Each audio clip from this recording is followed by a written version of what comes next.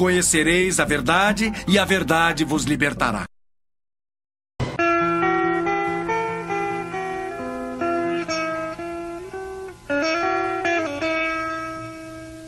Parece inverno europeu. Mas estas imagens foram registradas na semana mais gelada da última década no Brasil.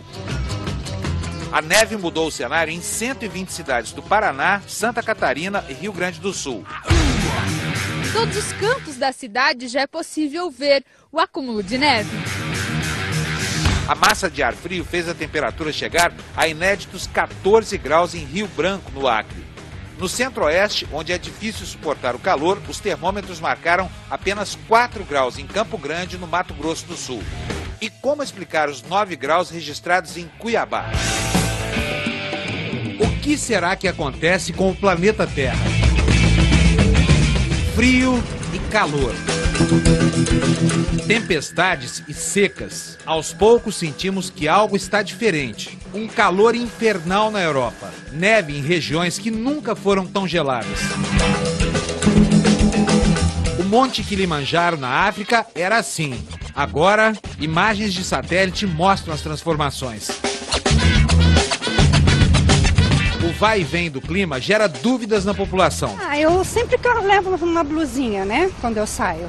Porque à tarde pode também cair a temperatura, né, pode garoar, tudo, então você já está prevenido. A gente fica resfriado, a rinite ataca muito, né? Pesquisas científicas dizem que há um aquecimento global provocado pelo homem, mas um cientista brasileiro vai contra todas as teses. Para falar sobre as mudanças climáticas no planeta, o Canal Livre recebe o cientista Luiz Carlos Molion. Formado em física, Molion possui PhD em meteorologia e é pós-doutorado em hidrologia de florestas pela Universidade de Wellington, na Inglaterra. Ele afirma que o aquecimento global provocado pelo homem nunca existiu e que isso é um discurso de países desenvolvidos que tem por objetivo apenas o interesse econômico.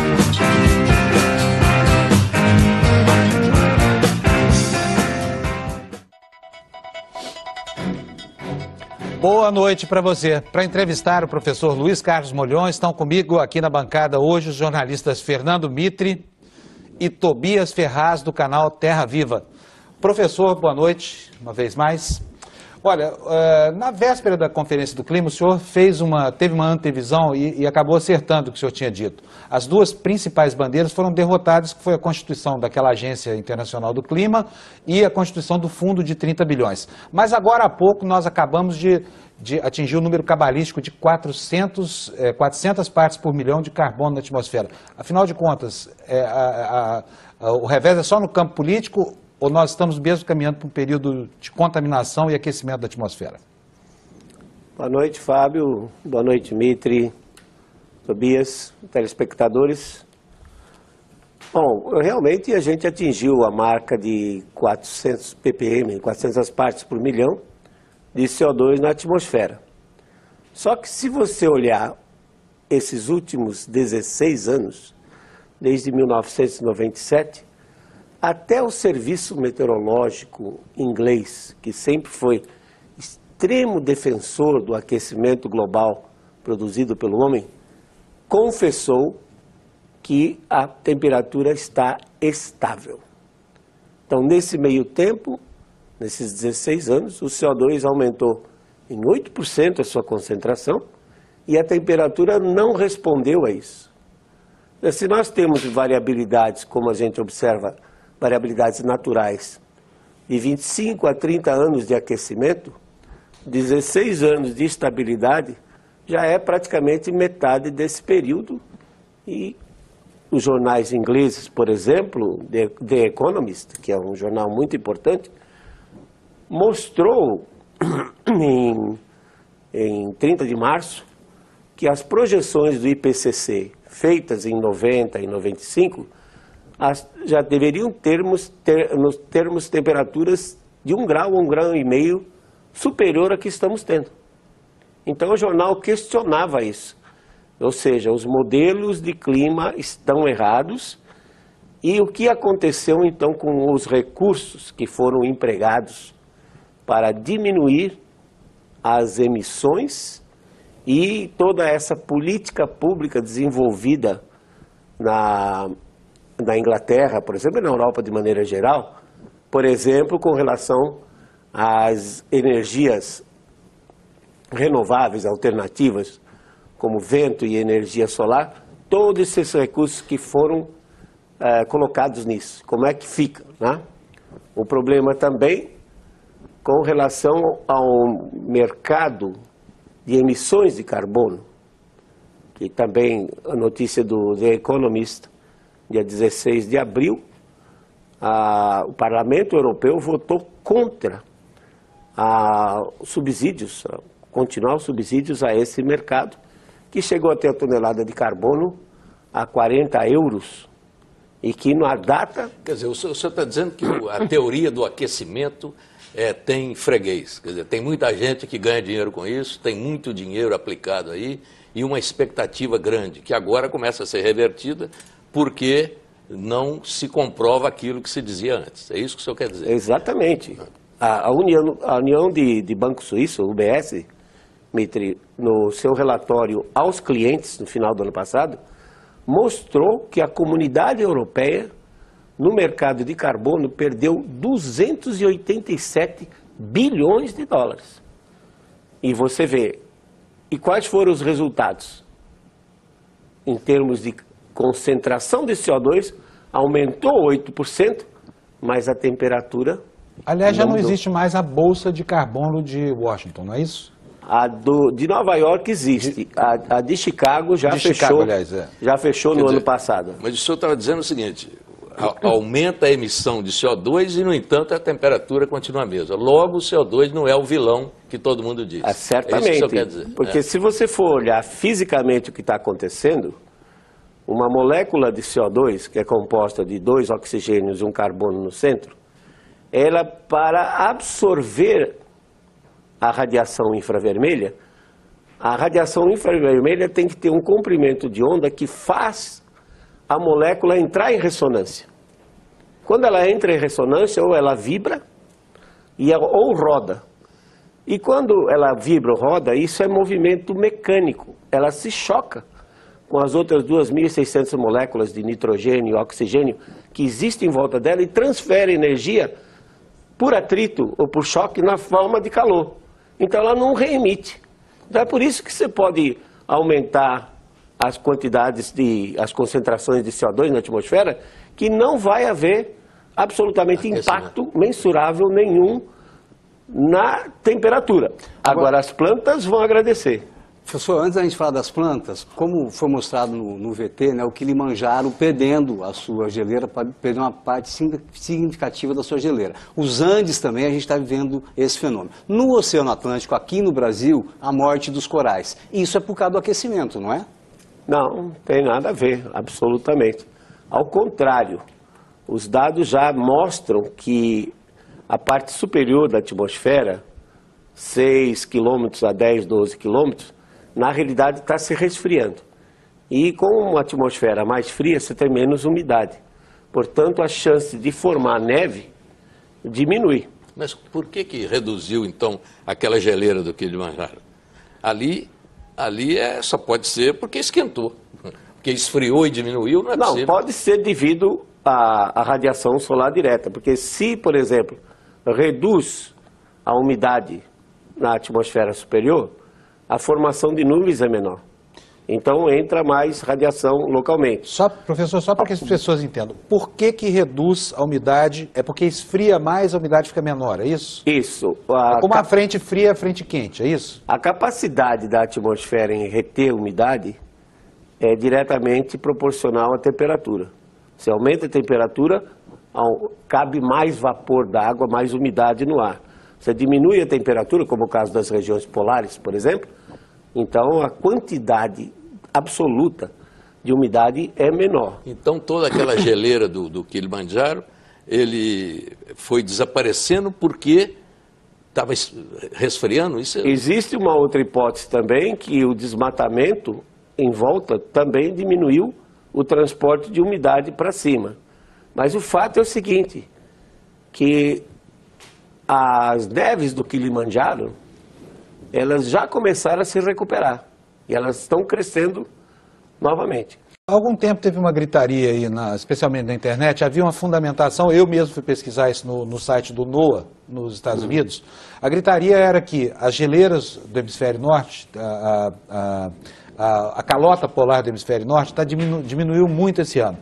E, ao mesmo tempo, e esse dado não aparecia em lugar nenhum, o hemisfério sul do planeta tinha gelo como nunca. Existe um desequilíbrio entre o sul e o norte? Quer dizer, o norte pode estar mais quente ao mesmo tempo que o sul está mais frio? Esse é um fato interessante, né? Porque se o aquecimento é global, devia derreter no Ártico e na Antártica também. O que acontece é que o derretimento do gelo flutuante no Ártico, ele é periódico. Ele ocorre a cada 70 anos, nós temos registro disso. Nós temos registro de expedições que foram enviados na década de 20, 1923, 26, para ver o que estava acontecendo com o Ártico. O que acontece é que há períodos em que as correntes marinhas, elas transportam mais calor dos trópicos em direção aos polos. E era o que está acontecendo agora, ligado a um ciclo lunar de 18,6 anos. É chamado ciclo nodal lunar, que envolve a variação do plano da órbita da Lua com relação ao equador terrestre. Quando esse plano está bem inclinado, cerca de 29 graus, ele cria uma diferença de altura no oceano, acelera ligeiramente as correntes marinhas, que elas levam mais calor em direção ao polo. Aí a água mais quente, 0,5 graus, 0,6 graus, entra por debaixo do gelo flutuante, derrete a parte submersa. E a parte submersa, ao derreter, então ela não consegue manter o peso da parte aérea. E, além disso, Fábio, se você pode fazer um experimento em casa, você enche um copo d'água e coloca um cubo de gelo dentro dele. No momento que você coloca, 9 décimos daquele cubo vai afundar e vai derramar um pouquinho de água. Mas depois você vai ver que o gelo que está flutuando, quando ele derreter totalmente, o copo não vai transbordar. O que significa que gelo flutuante não altera nível do mar. Então todo esse terrorismo que nível do mar vai subir de 60 centímetros, o Al Gore disse que vai subir de 6 metros até o ano 2100, não tem fundamento científico. Agora, as correntes marítimas estão ficando mais frias? Como é que se mede isso? Porque tem aquelas boias, né? Agora as boias têm uma profundidade limitada, elas não chegam até lá embaixo. Mas elas são suficientes, elas chegam a uma profundidade que passa inclusive da camada que troca calor com a atmosfera. Porque eles têm águas profundas a partir de 1000 metros de profundidade que praticamente não se misturam, porque são águas salgadas e frias, portanto são mais densas, mais pesadas.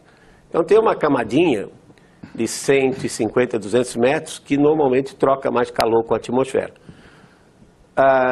Na década de 80 foram colocadas 70 boias fixas entre a América do Sul e a Indonésia e a Austrália, todo o Pacífico. Isso foi mais para medir fenômenos como o fenômeno El Niño, por exemplo.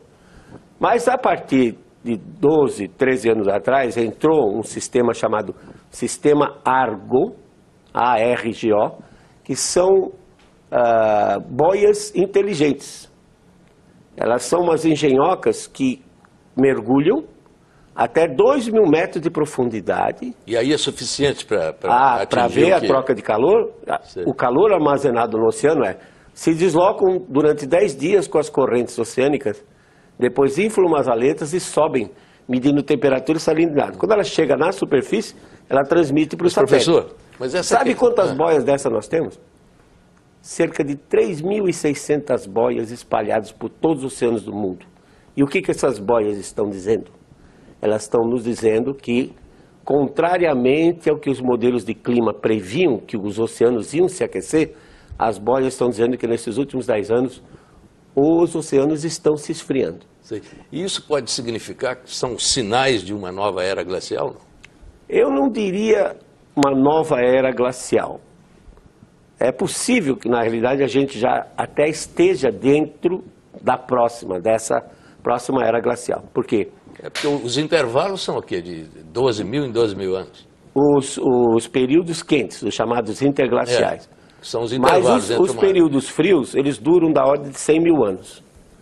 E os períodos entre uma outra e outra era glacial, chamado interglaciais, são 12 mil. Duram da ordem de 10 a 12 mil. Isso já está mais ou menos vencido. A última era glacial, segundo os geólogos, ela terminou há 15 mil anos atrás. Isso, então já está na hora da outra. Nós já estaríamos aí da ordem de 3 mil anos já dentro de uma nova era glacial. Mas vai demorar uns 100 mil anos para chegar a uma temperatura de 8 a 10 graus abaixo do que está hoje. Enquanto isso, a temperatura não vai caindo linearmente. Ela tem essas subidinhas, passa por períodos mais quentes, períodos mais frios. Mas, professor, quando o senhor fala que o planeta não está em fase de aquecimento, mas de resfriamento, a impressão que se tem é assim, é quase um alívio. Ah, então não tem problema. Eu acho que é o contrário, o resfriamento pode ser pior do que o aquecimento para a vida do planeta. Eu concordo com você, Mitri. A história está cheia de exemplos que as civilizações humanas se desenvolveram com um planeta mais quente do que está hoje.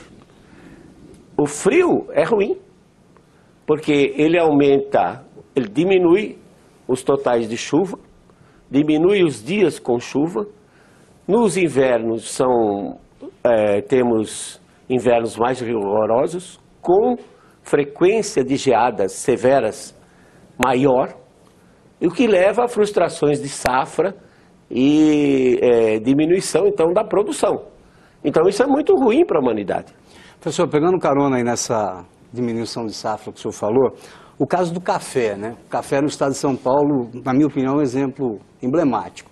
Então, durante a florada, se o café pegar uma tarde aí com temperatura, a flor do café pegar uma tarde com temperatura 2, 3 horas de 33 graus, aborta a florada, aí não vem o chumbinho, não vem o fruto.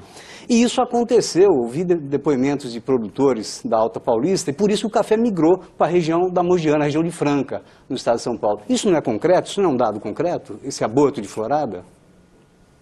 Não, claro, pode acontecer, mas os eventos quentes, eles são menos frequentes, na realidade, do que os eventos frios. Por outro lado, você pode pensar também, aliás, você sabe disso, porque o seu pessoal, sua família passou por isso. Quer dizer, o café no oeste do Paraná, né, que era cultivado desde os anos 20, simplesmente desapareceu por conta do quê? Da geada. Das geadas, né, porque passamos por um período frio entre 1946 e 76, Mitri.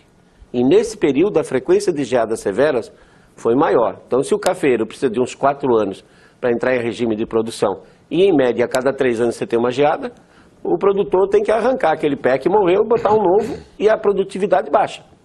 Você vê que no Paraná, que tem solos ótimos, os melhores do Brasil, a produtividade naquela época era 400 quilos por hectare, enquanto em Roraima, Rondônia, que tem solos pobres, é 1.200. Professor, por que a gente não chega então num consenso, né? Se gastou tanto dinheiro, tanta saliva para fazer o nosso programa, a nossa política pública de agricultura de baixa emissão de carbono, estamos com isso no Plano Safra já há 3 anos, e por que os cientistas não chegam num consenso então de que está existindo o resfriamento? Por que os organismos internacionais mantêm, sustentam a questão do aquecimento?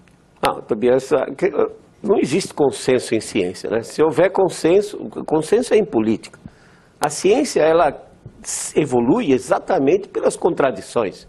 Eu tenho uma ideia, o indivíduo tem uma outra, então a gente vai tentar. Mas dentro dos organismos internacionais não prevalece, a maioria não é de que está havendo aquecimento? Eles não falam Vou traduzir a senhora pergunta. Essa hegemonia está mentindo para o mundo? Está mentindo para o mundo. É isso? Está mentindo para o mundo. Essa hegemonia que é mantida especialmente por organismos como a ONU, por exemplo, o Programa das Nações Unidas para o Meio Ambiente, a Organização Meteorológica Mundial, não está dizendo para o público que existem ciclos de 25, 30 anos de resfriamento, de aquecimento, e que esse aquecimento que ocorreu entre 1976 e 98 foi resultado de uma frequência maior de El Niños que ocorreram no Pacífico.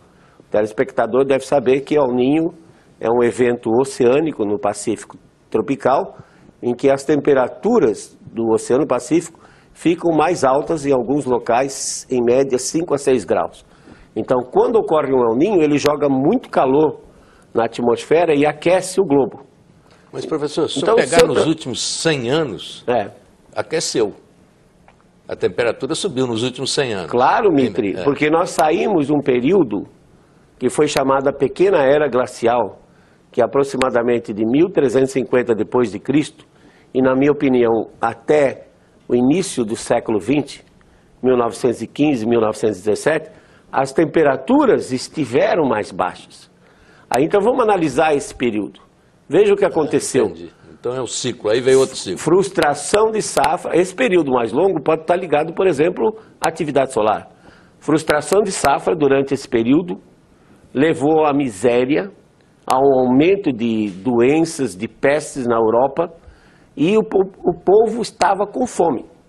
Então surgiram grandes distúrbios sociais, dos quais o maior exemplo é a Revolução Francesa de 1789, que tirou a monarquia do poder. E que depois, essa revolução incitou então todas as outras. Você vê que todos os países da América do Sul se libertaram depois disso. No início dos anos do século XIX, 1800 alguma coisa, Brasil é de 1822. Ora, se a gente estava num período frio, começou a subir, é claro que nos últimos 100 anos a temperatura subiu. Coincidiu com o período da Revolução Industrial em que houve esse aumento da emissão de carbono e a contaminação da atmosfera. Bom, eu não vou dizer que contaminação, por um lado, o CO2 ele não é poluente, ele não é um gás tóxico, não é um gás venenoso. Ao contrário, o CO2 é o gás da vida. Você imagina que a gente retire todo o CO2 da atmosfera, por exemplo, através de algum sistema. Acaba o quê? As plantas. E se acaba as plantas, nós vamos acabar. Professor, assim, a propósito disso, se eu não me engano, a Exalc lá em Piracicaba fez uma experiência muito interessante e cultivou as mesmas espécies de planta numa atmosfera controlada com uma concentração maior de CO2 e outra com uma concentração menor. E constatou que algumas plantas são mais produtivas sob a concentração maior de CO2, mas que isso também pode reduzir a produção de alimentos por causa da produção maior de fibras. O senhor falou no começo do programa, as plantas agradecem esse aumento do CO2 na atmosfera. Necessariamente tem que ser assim ou isso pode implicar dificuldade para obter alimentos no futuro? Não, eu diria que são... Não vou citar apenas esse exemplo da Exalc, mas são centenas de ensaios agronômicos que foram feitos não só no Brasil, mas no mundo todo, que mostram que quando você dobra, triplica a concentração de CO2 na atmosfera, que a produtividade das plantas aumenta de 30% a 50%. E interessante que os estudos paleontológicos mostram que nos períodos em que a Terra teve mais CO2, por exemplo, 150 milhões de anos atrás, 200 milhões de anos atrás, a concentração de CO2, isso medida na composição das rochas, era da ordem de 8 a 10 vezes o que nós temos hoje, da ordem de 4.000 ppm. E o que eles encontraram foram folhas fósseis, que tinha um número de estômatos, ou seja, a abertura na folha, um número reduzido. O que implica que as espécies eram mais eficientes. Porque como tinha mais CO2... Por que tinha mais CO2? Variabilidade natural. Quer dizer, o planeta começou com muitos gases, inclusive já no vulcão em atividade. Isso. Você tinha, por exemplo, 2 bilhões de anos atrás... A Terra era uma terra vulcânica, né? Ela estava se formando e tinha muito mais CO2 na atmosfera durante esse período. Aliás, ao tempo em que a vida começou no planeta, como era a atmosfera? Era como hoje ou houve algum fator que fez com que esse CO2 e o carbonato de cálcio se juntassem e decantassem na superfície? Não, existe ao longo do registro desses últimos 700 milhões em que apareceram as plantas, existem registros de períodos com mais CO2 e existem períodos em que o CO2 caiu aos mesmos níveis do que nós temos hoje. As plantas, elas param de funcionar quando o CO2 chega a 150 partes por milhão. Hoje nós estamos com 400. Então nós estamos num limite muito baixo. A produtividade vegetal, por exemplo, durante o Jurássico Superior, onde existiam os dinossauros, era muito maior do que hoje, porque tinha muito mais CO2. Então há uma variação que muitas vezes está ligada principalmente à temperatura dos oceanos. Tem que lembrar que os oceanos cobrem 71% desse planeta. Então o que acontece? Quando as águas esfriam, os oceanos retiram carbono da atmosfera. É o mesmo princípio que você vê numa bebida gaseificada, num refrigerante. Se você abre o refrigerante, ele está frio, você vê aquelas bolinhas de gás subindo. Mas se você não bebe e deixa ele lá, ele se aquece, ele expulsa o gás. Mas, professor, como foi que o CO2 virou vilão? A partir de que momento? Isso é uma pergunta muito interessante, Mitri. Eu não sei, eu tenho assim uma ideia, uma especulação, porque coincide com aquele primeiro choque do petróleo em 1973. 73, nos anos 70. Em que o petróleo... Que foi a partir dali que começou essa ideologia, digamos assim. O petróleo, ele custava $3 o barril, naquela época.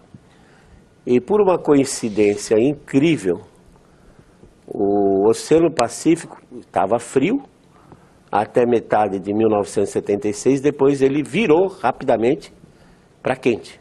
Aí a temperatura global começou a subir, porque com o Oceano Pacífico, que ocupa 1/3 da superfície terrestre, mais quente, ele vai colocar mais calor. Não me pergunte por que ele ficou quente, porque ninguém sabe.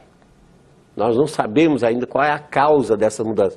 Mas o que nós sabemos é o efeito. Quando o Pacífico fica quente, a atmosfera é aquecida por baixo, recebe mais calor e o clima global aumenta. Então aproveitaram esse gancho desse aquecimento natural, que foi resultante então de uma série de El Niños muito fortes que ocorreram durante 22 anos e jogou muito calor na atmosfera. O El Niño de 97 e 98, por exemplo, fez com que a temperatura do hemisfério norte ficasse 1,5 grau, 0,5 graus acima da média. Aí aproveitaram esse gancho para dizer que era o CO2, a queima de combustíveis fósseis. Agora... Eu lembro também, só concluindo, que assisti palestras nesse período de 74, 75, onde os especialistas diziam que 60% do petróleo existente já tinha sido consumido e que o que restava não ia chegar. Isso eu lembro. Lembra disso, né? Claro. Até o ano 2000. Escrevi sobre isso. Você escreveu sobre isso. Claro. Então eu acho que aliado preço baixo e aliado ao temor de faltar energia, particularmente nos países desenvolvidos, em particular ainda mais nos Estados Unidos, aí resolveram inventar essa historinha que o CO2 que sai do petróleo aquece o globo. Mas aí tem uma questão, que é o seguinte, as emissões globais ficam em torno de 200 bilhões ano, uma coisa assim? Naturais. Naturais, 200 bilhões ano. Desse conjunto, parece que 6% no máximo, 3 bilhões, são emissões que nascem da ação humana. 3%, 7 bilhões. 7 bilhões. Isso. 7 bilhões. Isso. Dentro de 200 bilhões. Isso. Isso não convence ninguém. Então, como é que, com essa relação entre 7 bilhões e 200 bilhões, pode ter nascido esse argumento de que o homem está destruindo o planeta e está provocando o aquecimento? A diferença de números é brutal. O que 7 bilhões significa dentro de 200 bilhões? Quase nada. O clima é complexo exatamente porque ele tem essa variabilidade natural. Então, se alguém lança a hipótese, por exemplo, conhecimento de que o Pacífico tinha essa oscilação. Se sabe-se que terminou o período frio, então claramente se esperava da ordem de 25 anos de aquecimento. Aí então começam a dizer para a população, e a mídia leva isso muito bem, que o planeta está se aquecendo. Ao mesmo tempo, a população se aglomera em grandes centros urbanos, que normalmente já tem a temperatura 5, 6 graus acima da região vegetada. Então, o cidadão tem a impressão de que o clima global está se aquecendo, quando na realidade é o clima urbano, que é um efeito local apenas, não se propaga globalmente, é que está aquecendo. Mas como ele vive na cidade, a percepção dele é que a temperatura está aumentando. Então fica fácil vender para o cidadão essa ideia. Vou fazer aqui um pequeno intervalo comercial, já vou antecipar, professor, uma pergunta que muita gente está se fazendo. Mas e os tsunamis? E os terremotos? O que isso tem a ver com o aquecimento global? Daqui a pouquinho a gente volta para tentar entender esse assunto. Até já. O Canal Livre desta noite recebe o climatologista Luiz Carlos Molhon. Professor, eu prometi aqui uma pergunta para o senhor. Tem muita gente que acredita, por exemplo, que aquele tsunami que abateu Fukushima no Japão, aquilo é uma demonstração de que o clima na Terra está louco. Eu queria saber do senhor qual é a relação que existe entre aquecimento global, tsunami, terremoto e atividade vulcânica. Bom, em princípio, nenhuma, né? Porque tsunamis, terremotos, sempre ocorreram, inclusive, durante períodos frios. Mas, por outro lado, pode estar relacionado com a atividade solar. O Sol, quando entra num período de baixa atividade, como está agora, a partir de dezembro de 2008 até o ano 2030, 2032, o campo magnético dele enfraquece. Nós não sabemos como a interação do campo magnético do Sol com o da Terra pode mexer nas chamadas placas tectônicas, que são as que provocam.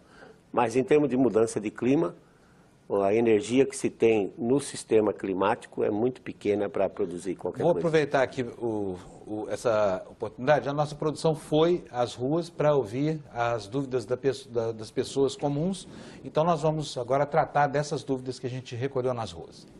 Eu gostaria de saber quais são as causas desse resfriamento, né? O que está levando a esse resfriamento que está sendo questionado? Quais são as melhores medidas que a gente pode ter individualmente? Porque se a gente for esperar governos, essas coisas, não acontece, mas individualmente de melhorar a vida do nosso planetinha aqui. Bom, a primeira pergunta é interessante e ela está associada aos dois grandes controladores do clima global, que é o Sol, que ele tem um período de cerca de 90 a 100 anos, em que a cada início de século ele entra no mínimo de atividade e produz menos energia. Como ele é a fonte primária de energia, então produzindo menos energia pode auxiliar no resfriamento. E os oceanos, como eu disse, com esse sistema Argo de boias, ele está mostrando claramente que nesses últimos anos está havendo um resfriamento. Os oceanos e o Sol controlam o clima, então se os dois forem para a menor produção de energia e resfriamento dos oceanos, nós vamos ter um clima semelhante ao período de 1946 a 1976, em que houve um ligeiro resfriamento global, porém com invernos rigorosos. E, na realidade, com relação ao clima que essa senhora colocou, nós não podemos fazer nada. O que nós podemos fazer é o seguinte: o homem tem grande capacidade de destruir o seu meio ambiente, o ambiente que ele vive. Então, tudo que vier para conservação ambiental, como reciclagem de material, iluminação com baixo consumo de energia, eletrodomésticos, parar o desmatamento, conservar solo, tudo isso é muito bem-vindo para a conservação ambiental e para que a humanidade, a espécie humana, continue vivendo no planeta. Agora, isso é independente. Se esfriar, tem que haver conservação ambiental e se aquecer também tem. Então, cada um pode ajudar na conservação ambiental, porém não pode mudar o clima do globo. Professor, e o desafio da humanidade diante da produção de energia, da necessidade de energia? Como é que o senhor acha que nós estamos nesse momento? Nós estamos bem situados?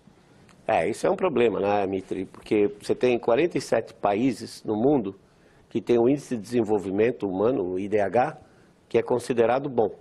E faltam os outros 160 ainda, inclusive o Brasil, inserido nisso aí. Então, a energia elétrica, ela é de fundamental importância para o desenvolvimento e 80% da matriz energética mundial depende dos substâncias, dos combustíveis fósseis, como carvão mineral e o petróleo. Que, aliás, agora tem aí um concorrente na Praça do Petróleo, né?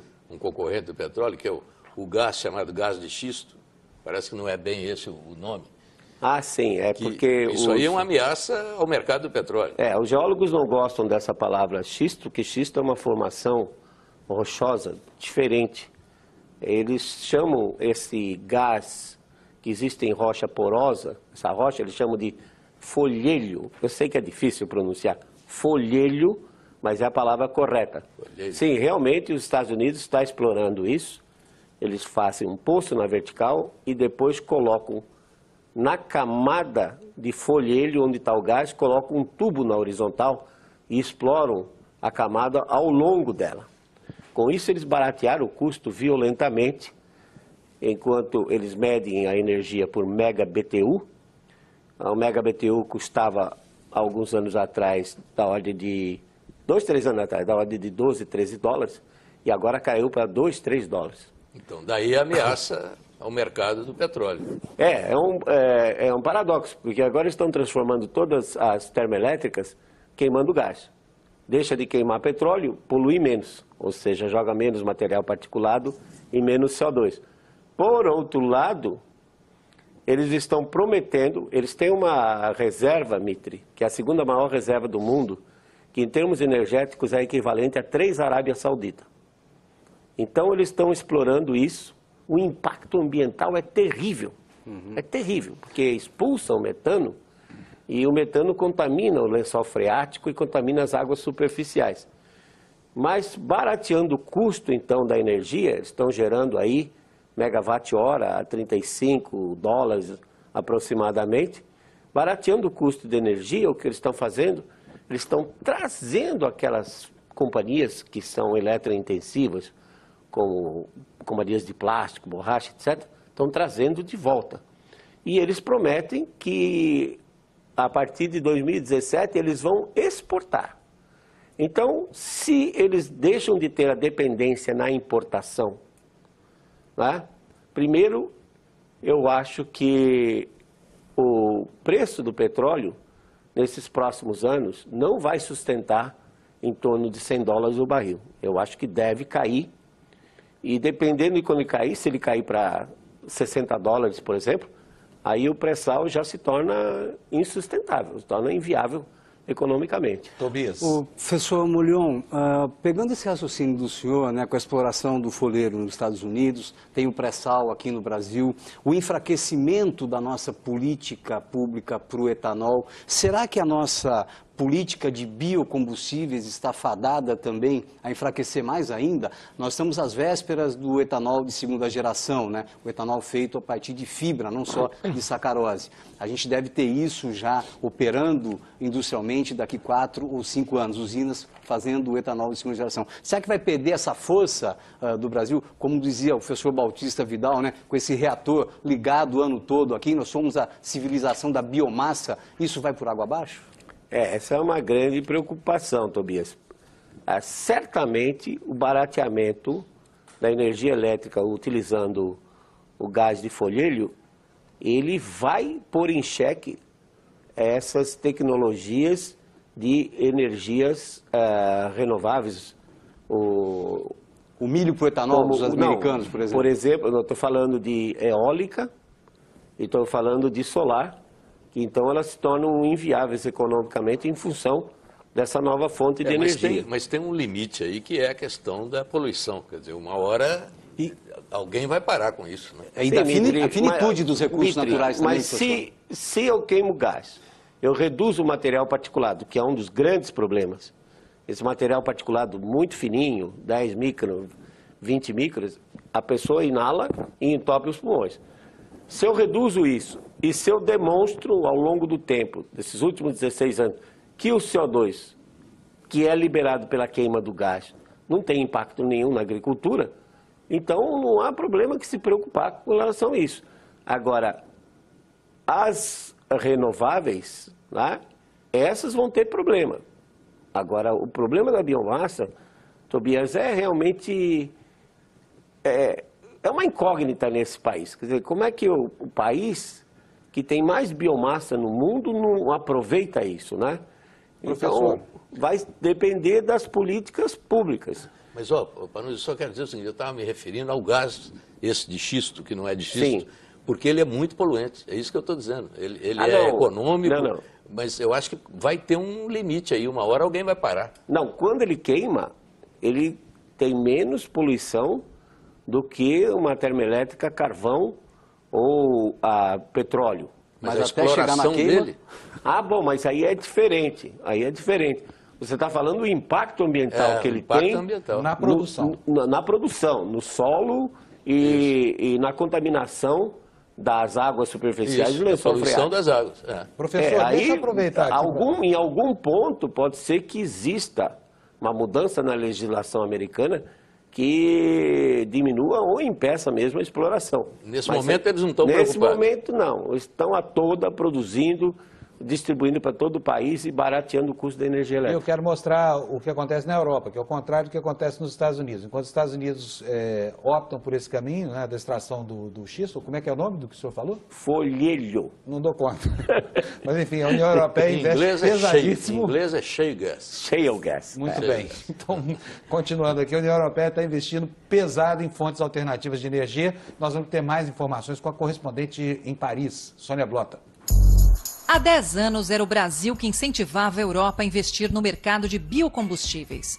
Hoje, com subsídios de 45 bilhões de reais por ano, o continente já se iguala ao país em consumo. Mas nos próximos 2 anos, a Europa deve superar o Brasil como um dos principais mercados para as fontes alternativas de energia no mundo. O setor tem proporcionado um crescimento mais dinâmico para a agricultura, para que a meta seja atingida, apesar das críticas dos ambientalistas. Este ano, a Comissão Europeia anunciou um pacote de medidas para assegurar a criação de estações de serviço para combustíveis alternativos em toda a Europa, com normas comuns de concessão e utilização. Sônia Blota, de Paris, para o Canal Livre. E aí, professor, esse investimento todo lá na Europa, essa filosofia que existe em torno da produção de energia limpa, também tende a se perder por causa da questão estrutural? Bom, em matéria de eólica e solar, sim. Por exemplo, a Alemanha, ela divulgou um relatório no começo desse ano, de 10 anos de funcionamento de aerogeradores, e eles só rodaram 16,3% do tempo. Além do fato de que aerogerador, vento, é totalmente errático. Se o consumo, o pico de energia é das 17 às 20 horas, você não pode programar o vento para essa hora. O vento aparece quando ele quer. Né? Exatamente. Então não é uma fonte confiável de energia. Que você pode...